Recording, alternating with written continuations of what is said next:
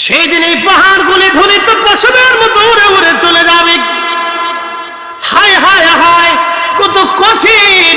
আল্লাহর কোরআন বলতেছে, আল্লাহর কোরআনে আমার রব আমার আল্লাহ বলতেছেন, ইযাস সামাউ ফাতারাত, আসমান সমূহ সাতটা আসমান ভেঙে ভেঙে ছুটে ছুটে পড়তে থাকবে।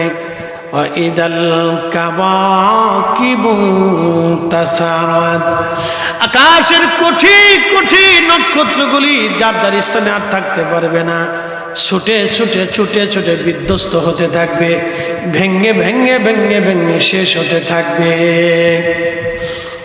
আহা, সেই দিন কত কঠিন হবে! ওয়াইদাল কুবুরু বুশিরাত, সমস্ত কবরগুলি উদ্বেলিত হয়ে যাবে। কবর থেকে মানুষ উঠে উঠে উঠে উঠে দৌড়াইতে থাকবে। কবর থেকে মানুষ উঠে উঠে উঠে উঠে দৌড়াইতে থাকবে। কত কঠিন হবে দৌড়ায়, কার কাছে যাবে, কোন জায়গা পালাবেন? দৌড়াইয়া পালানোর মতো কোনো জায়গা নাই। সবাই আল্লাহর আদালতের সামনে দৌড়াইতে থাকবে, সব হাসরের মাঠে দৌড়াইতে থাকবে, পঙ্গপালের মতো দৌড়াবে।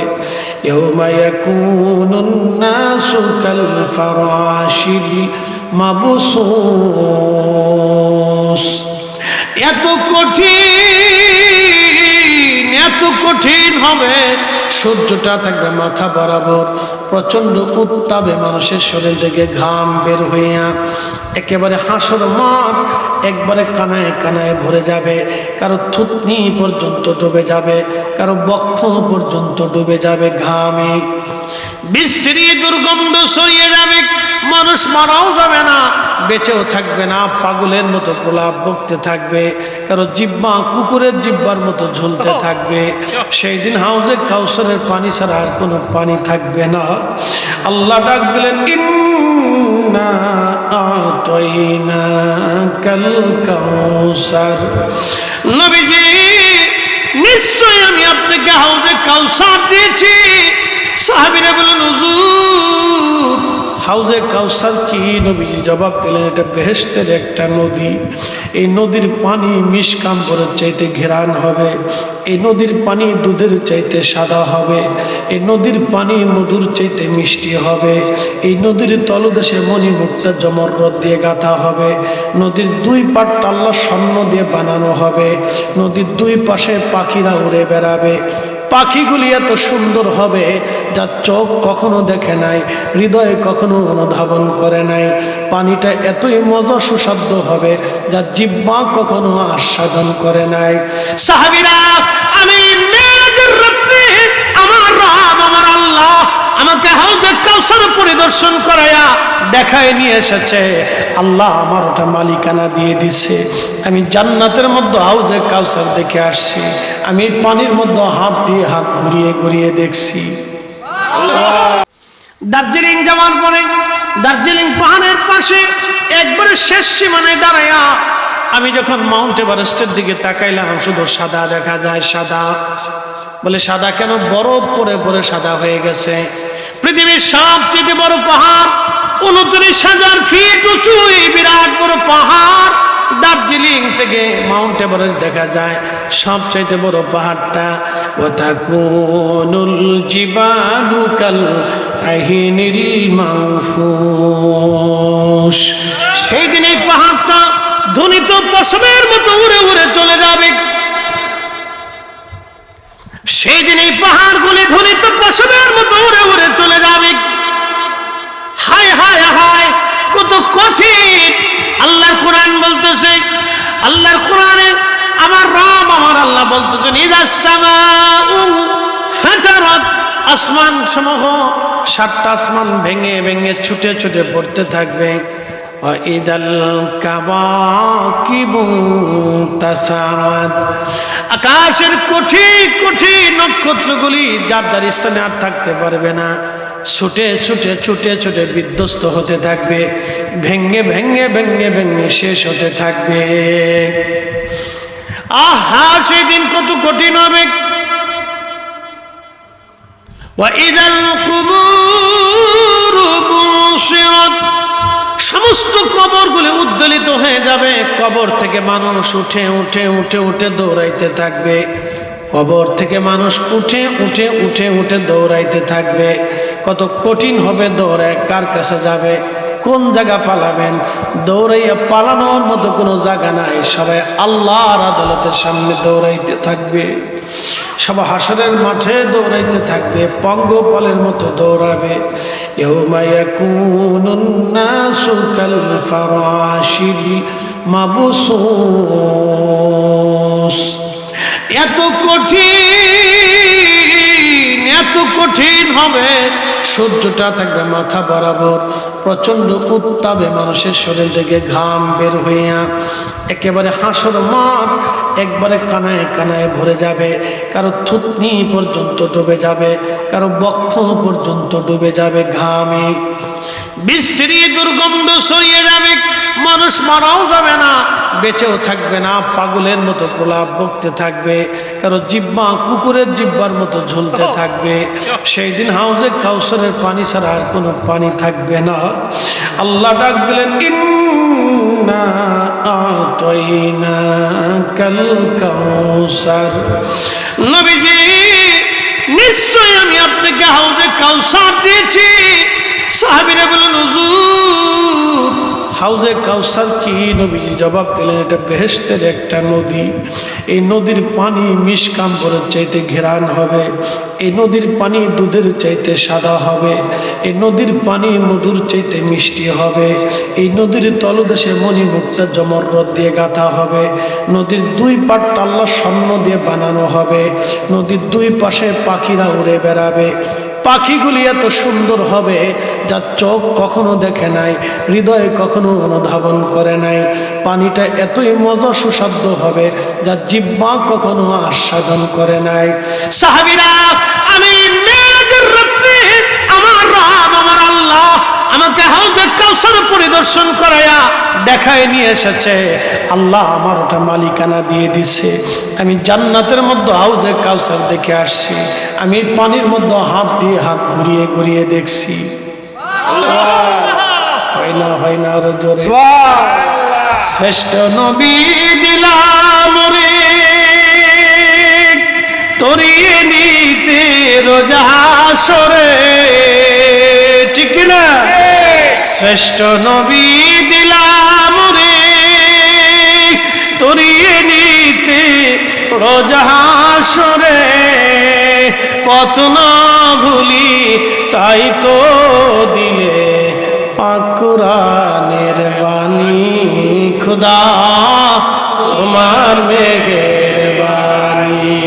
আচ্ছা বলেন, নবীর কথা মিথ্যা না? এই মাঠ থেকে বলেন, রসুলের কথা মিথ্যা? আল্লাহর কোরআন মিথ্যা? আকাশ ভেঙে যাবে, পৃথিবী পুড়ে যাবে, সাগর শুকাবে, আল্লাহর কালামের কোনো পরিবর্তন আর হবে না। কথা বলেন ঠিক কিনা? মৃত্যু যেমন সত্য, সূর্য যেমন উদয় হয় সত্য, আকাশ থেকে বৃষ্টি হয় সত্য, আকাশ দেখা যায় সত্য, বাতাস আসে সত্য, নিঃশ্বাস প্রশ্বাস গ্রহণ করেন সত্য, মানুষ জন্ম নেয় সত্য, মানুষ মৃত্যু হয় সত্য। আল্লাহ সত্য, আল্লাহর আইন সত্য, আমার রসুলের কথা সত্য। সাদাকাল্লাহুল মাওলানাল আযীম। আল্লাহ সত্যবাদী, ওয়া সাদাকা রাসূলুহুন নবিয়ুল কারীম। আমার নবী সত্যবাদী, আল্লাহ সত্য বলেছে, আমার রসুল সত্য বলেছে। কথা বলেন ঠিক না? আল্লাহু আকবার।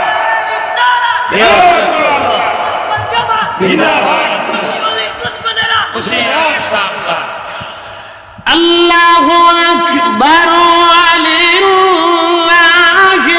হামদু। বিসমিল্লাহির রাহমানির রাহিম।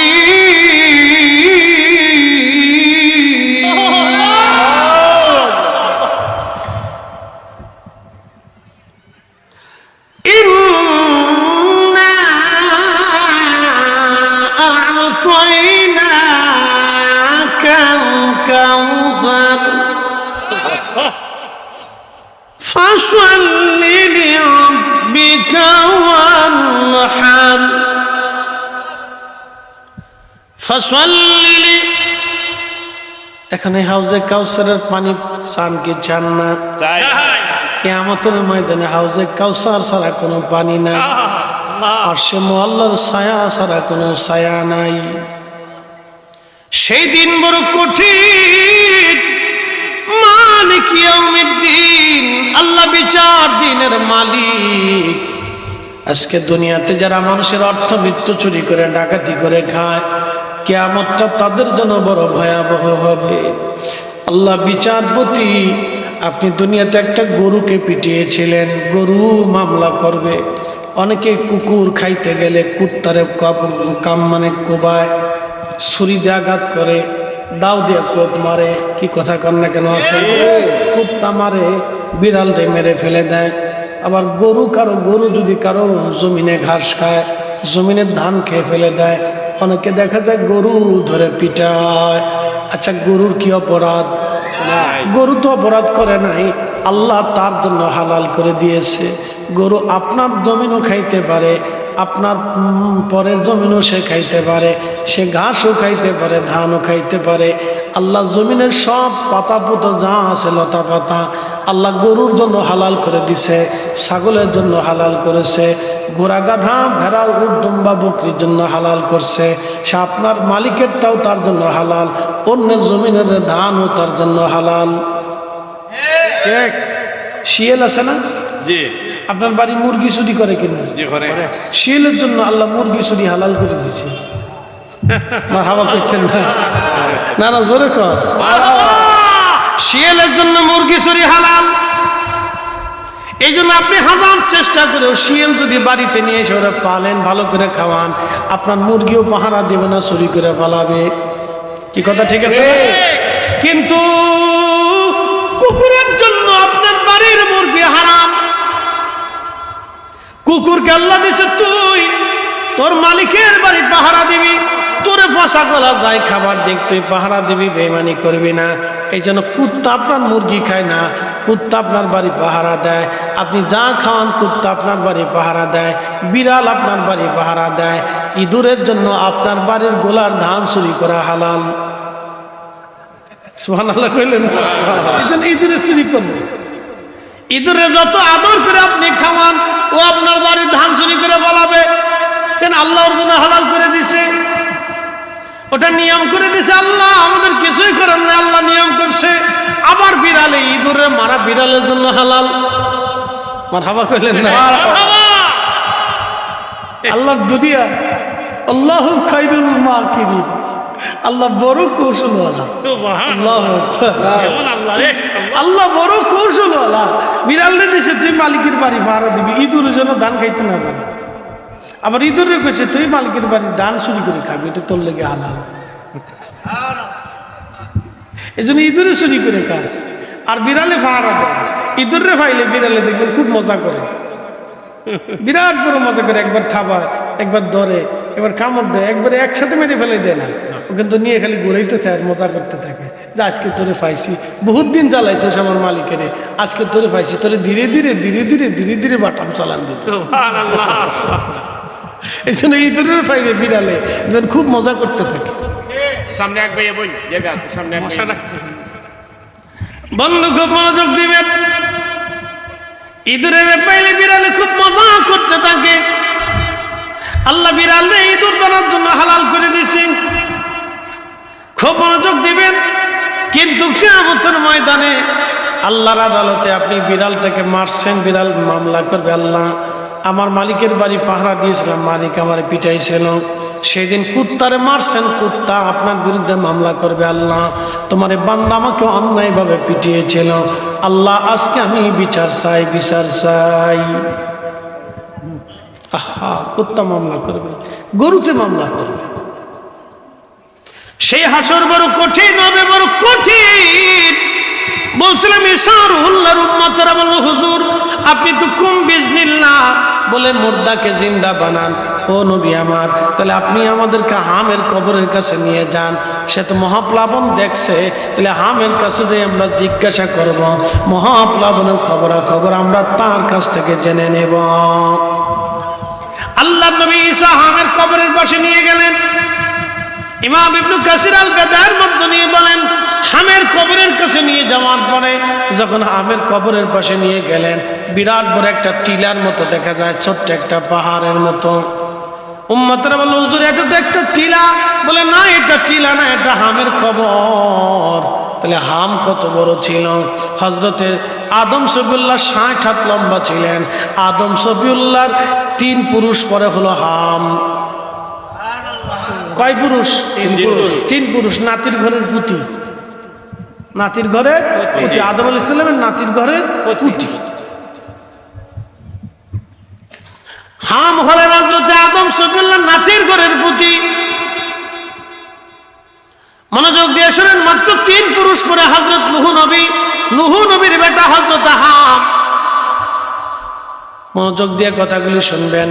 হাম ইন্তেকাল করলো, কবরের পাশে যাই ঈসা রুহুল্লাহ ডাক দিলেন, হে হাম, হুম বিজনিল্লাহ, আল্লাহর হুকুমে তুমি দাঁড়াও। হাম মরা ছিল, আমার আল্লাহ মরা থেকে হামের আকৃতি দিয়া পরিপূর্ণ জিন্দা সুস্থ বানাইয়া একেবারে ঈসা রুহুল্লাহর সামনে দাঁড়া করাই দিলেন। সুবহানাল্লাহ। এই পারেনি? একসাথে বলেন, আল্লাহ আসুনি? আছে। মুরগির ডিম, ডিমের ভিতরে বাচ্চা। আবার বলেন, মুরগির ডিম, ডিমের ভিতরে বাচ্চা। জোরে বলেন, মুরগির ডিম, ডিমের ভিতরে বাচ্চা। ডিমের ভিতরে খোলসের ভিতরে অক্সিজেন যায়নি, তাহলে ওই ডিমের ভিতরে বাচ্চা কে বাঁচাইলো? সুবহানাল্লাহ। আল্লাহু আকবার কর। আল্লাহু আকবার। ডিমের ভিতরে বাচ্চা কে বাঁচাইলো? আল্লাহ। ইব্রাহিম আলাইহিস সালাম আগুনের ভিতরে 40 দিন, আগুনের ভিতরে অক্সিজেন আসেনি, ইব্রাহিমরা আগুনের ভিতরে কে বাঁচাইলো? আল্লাহ। আইয়া, আল্লাহ। এটা বুঝে নেন, এটাই বুঝে নেন। এ মুসলমান, খুব মনোযোগ দিবেন। আসলে সময় গেছে না, আধা ঘন্টা আছে। ওই তো নি, জি জি ইনশাআল্লাহ। ওই তো নি, ওই তো নি, ওই তো ইনশাআল্লাহ লাস্টের জিকির দিব। ওয়াজ শেষ করে নেই, জিকিরের দরকার। বলে হুজুর জিকির কেন করেন? জিকির যে কেন করায় আমি বুঝাই আপনাদেরকে। আমাদের দেশের ওই যে ড্রাইভাররা আছে না, হেল্পাররা, দেখবেন যে ওই আপনার শায়েস্তাগঞ্জে দাঁড়ায় সিলেট চিলেট চিলেট চিলেট চিলেট চিলেট চিলেট চিলেট চিলেট চিলেট চিলেট মৌলভীবাজার মৌলভীবাজার মৌলভীবাজার শ্রীমঙ্গল শ্রীমঙ্গল শ্রীমঙ্গল শ্রীমঙ্গল শ্রীমঙ্গল করে না এরকম? তো দেখবেন হ্যাঁ ঘুমায় ঘুমাকে শ্রীমঙ্গল শ্রীমঙ্গল শ্রীমঙ্গল শ্রীমঙ্গল শ্রীমঙ্গল শ্রীমঙ্গল। আল্লাহ। সারাদিনে শ্রীমঙ্গল শ্রীমঙ্গল করছে, আর ঘুমায় ঘুমাকে শ্রীমঙ্গল শ্রীমঙ্গল শ্রীমঙ্গল শ্রীমঙ্গল শ্রীমঙ্গল শ্রীমঙ্গল। সারাদিন যেটা জিকির করছে রাত ভরে হেঁটে জিকির করে। আমি বাসায় গেলে মাঝে মধ্যে ওয়াজ করি, ঘুমাই ঘুমাই ওয়াজ করি। কারণ আমার স্ত্রী তো মাঝে মধ্যে কি ব্যাপার, দেশে যায় ওয়াজ করে, আমার ঘরের ভিতরে ঘুমাই ঘুমাই দিয়ে ওয়াজ করে। আমাকে সারাদিন সারা জীবন আমি তো এটাই করলাম। তো এই জন্য আল্লাহ ঘুমাই ঘুমাই ওয়াজ করায়। এই জন্য যত বেশি জিকির করবেন, জিকির কল্প জিন্দা হয়ে যাবে। মরণের সময় আসার সাথে জিকির অটোমেটিক চালু হয়ে যাবে। আল্লাহ আল্লাহ আল্লাহ।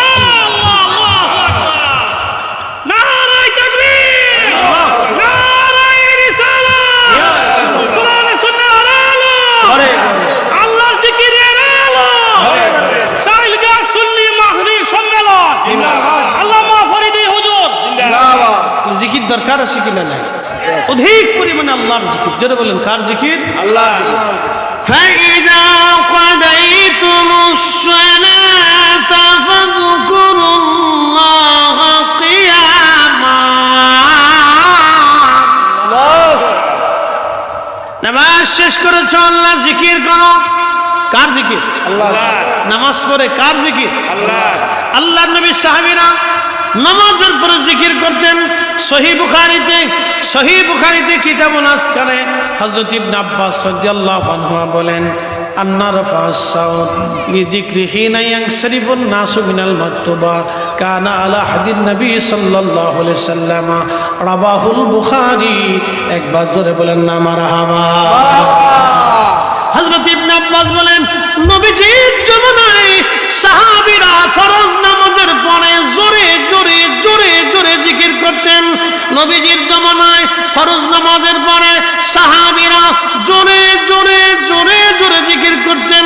নবীজির জমানায় সাহাবীরা জোরে জোরে ফরজ নামাজের পরে জোরে জোরে জিকির করতেন। একবার বলা যাবে কি মারহাবা? আস্তে আস্তে না জোরে জোরে? জোরে বলেন, আস্তে না জোরে জোরে?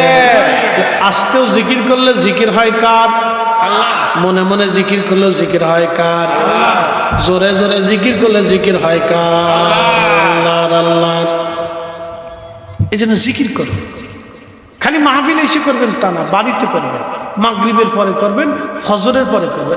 এই ঘুমেন না, এই জোহরের সময় ঘুম আসে, এটা আমি জানি, এটা ঘুমের টাইম। আল্লাহ রসুলের সারা জীবনের আদত ছিল দুপুরের খানা গ্রহণ করার পরে নবীজি একটু বিশ্রাম করতেন। মারহাবা করলেন না? জোহরের খানা গ্রহণ করার পরে আল্লাহ রসুল কি করতেন? একটু বিশ্রাম করতেন। মানে আরব তো প্রচন্ড গরমের এলাকা, প্রচন্ড গরম। ইয়া রাব্বি, আমার চোখের সামনে এই বছর এক হাজি হিট স্ট্রোকে ছটফট করে মরে গেল আরাফাতের। ইয়া আল্লাহ, আপনি বুঝেন যে কি গরম, চোখের সামনে মরে গেল হিট স্ট্রোকে ছটফট করে মরে গেল। সঠিক 12টা বছর। এই যে আমার ভাই 12টা বছর ছিল মরুভূমির ভিত্তি ছিল, যে কি মজা সেটা উনি জানেন, দারুণ মজা, উঠের মতো মজার জায়গা, মজার জায়গা না, খুব মজার জায়গা, মরুভূমি খুব মজার জায়গা। কিতা মজা আছে, আমার ভাই সাহেব বালা করে যাই আসছে, মজা করে কয় বাপরে বাপ কি প্রচন্ড কষ্ট। ইয়ার পানিও নাই সময়। এ মুসলমান, মনোযোগ দিয়ে কথাগুলি শুনবেন। হাজরাতে হাম যখন হযরত ঈসা রুহুল্লাহর সামনে দাঁড়িয়ে গেল, ঈসা রুহুল্লাহ ডাক দিলেন, হাম তুমি তো মহাপ্লাবন দেখছো।